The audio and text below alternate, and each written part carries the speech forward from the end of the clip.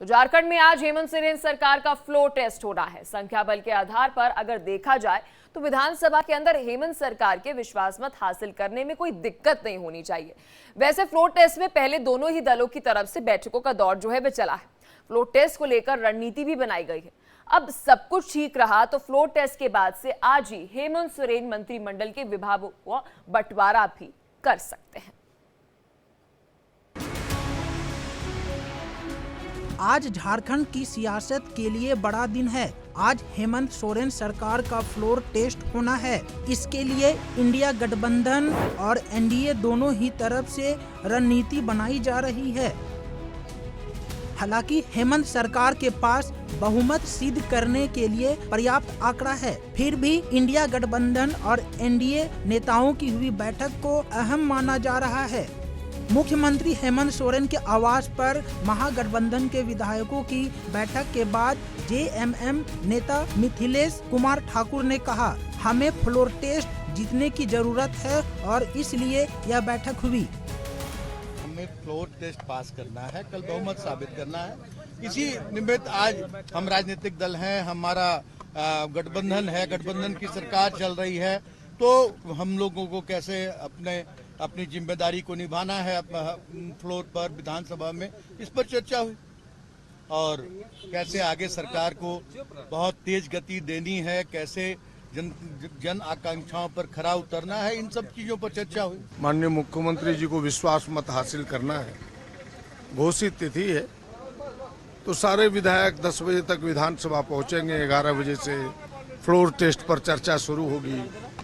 माननीय मुख्यमंत्री जी अपनी तरफ से विश्वास मत रखेंगे, अपने विचारों को रखेंगे, हम सब उनके साथ खड़े होंगे और मुझे पूरा यकीन है और सबको पता है कि फ्लोर टेस्ट में कोई कठिनाई नहीं है। जो हमारी संख्या है महागठबंधन की, इंडिया गठबंधन की, हमें लगता है कि वह काफ़ी है और उस पर काफ़ी भारी है, इसलिए बहुत कुछ कहना नहीं है, बस इतना ही है। वहीं फ्लोर टेस्ट के पहले रांची में बीजेपी विधायकों की भी बैठक हुई।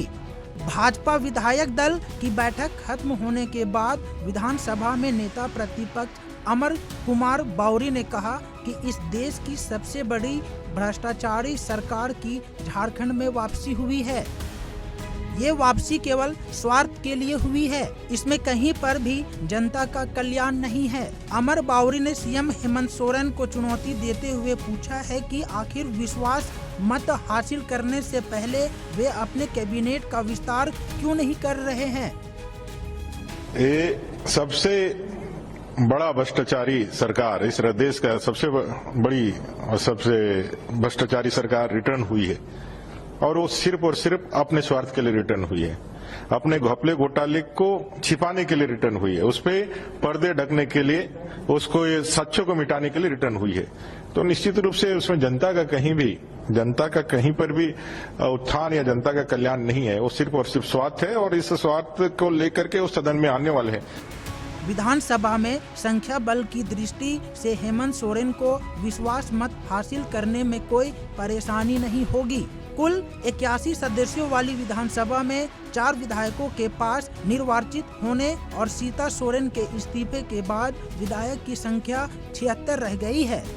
इसमें एक सदस्य तो स्पीकर की भी भूमिका में होंगे, यानी 75 विधायकों के बीच ही विश्वास मत प्रस्ताव पेश होगा।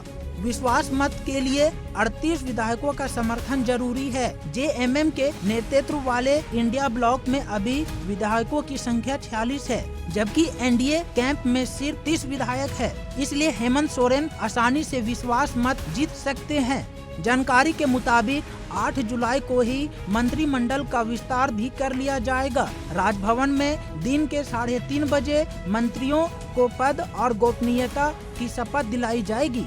Bureau report, India daily.